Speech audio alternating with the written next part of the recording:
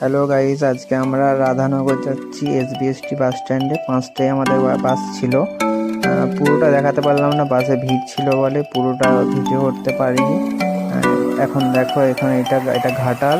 ঘাটাল থেকে আমরা টোটো করে যাচ্ছি রাধানগর। তোমরা দেখতে থাকো।